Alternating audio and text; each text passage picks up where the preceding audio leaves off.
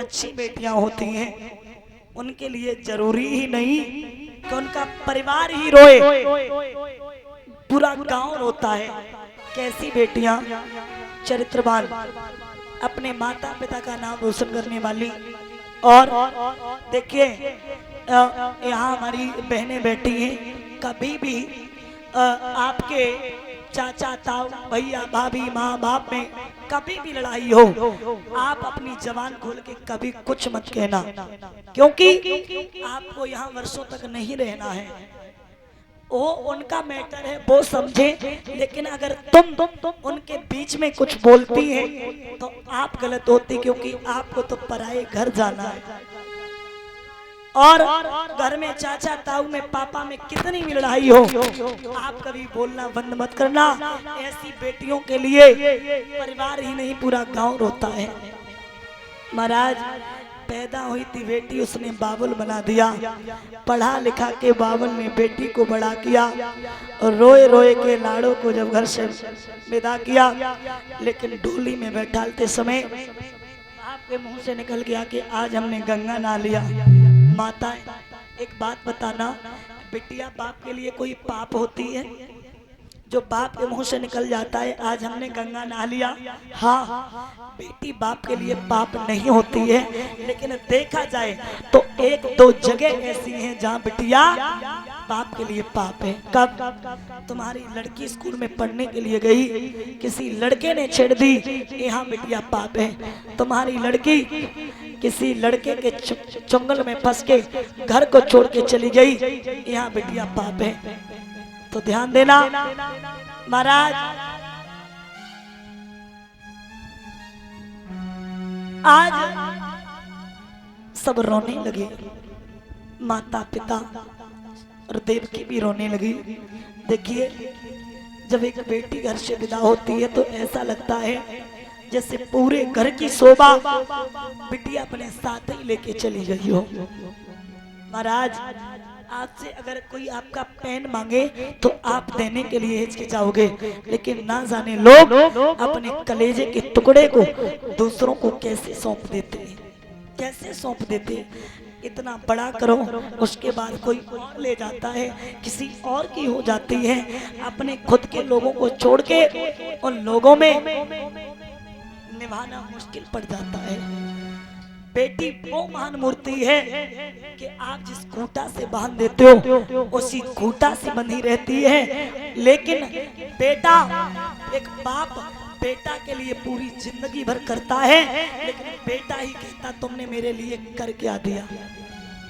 बेटी कभी नहीं कहती है। और बेटा के लिए आप पूरी जिंदगी करते, घर में आप बीमार पड़े हो, आपका लड़का एक लोटा पानी नहीं दे सकता, लेकिन बेटी ससुराल में भी पहुंच जाती है तो सबसे ज्यादा चिंता होती है तो सिर्फ बेटी को अपने माँ और बाप की। और चाहे माँ के कांटा क्यों ना लग जाए, कितने भी उपाय करे, लेकिन ससुराल से मायके में जरूर आएगी। बेटी वो महान मूर्ति है। आज देवकी रोने लगी। बाबुल मेरी जन्म नगरिया काए रहे छोड़ा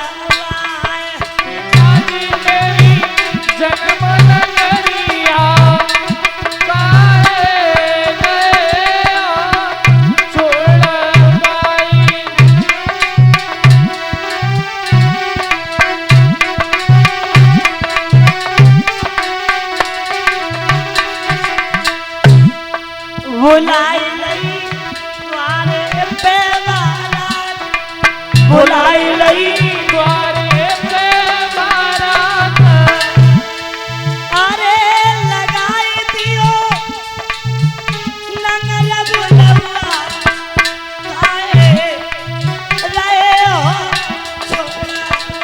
लगाई दियो नंगल बुलवा काहे रहे हो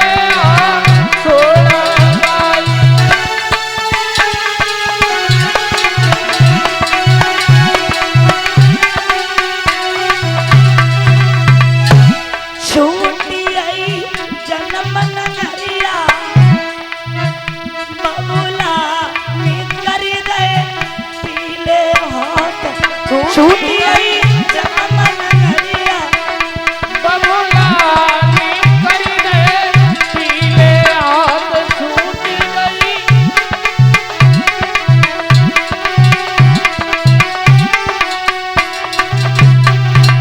छूट गए मम्मी और पापा छूट गए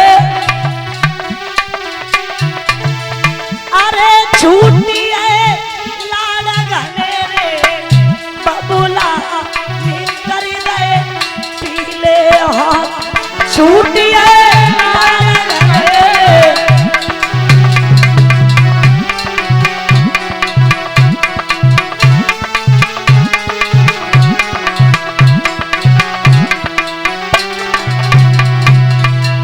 आज शिष्य में भोजराज कंस ने जवाब दिया और कहा बहन कब तक चलोगी मेरे रथ में बैठो तो आज देवकी रथ में बैठ गई रथ में देवकी जा रही पीछे को एक रसाला है के पीछे कंस राज वसुदेव के घर का साला है आकाशवाणी होने लगी देवता चिल्लाने लगे एक कंस तू जिस बहन को हंसी खुशी से विदा कर रहा है उसी बहन का 8वां बालक तेरा काल है केसों को पकड़ लिया नहीं छोड़ेंगे भोजराज कंस मारता है वसुदेव ने जवाब दिया और कहा ऐसे मत मारो उसी समय हथकड़ी बेड़ियां लगाई मथुरा की जेल में डाल दिया और जब मथुरा की जेल में डाल दिया है इधर मैया ने धीरे धीरे पहले पुत्र को जन्म दिया और जब पहले पुत्र को जन्म दिया है तो याद रखना इतनी खुशी हुई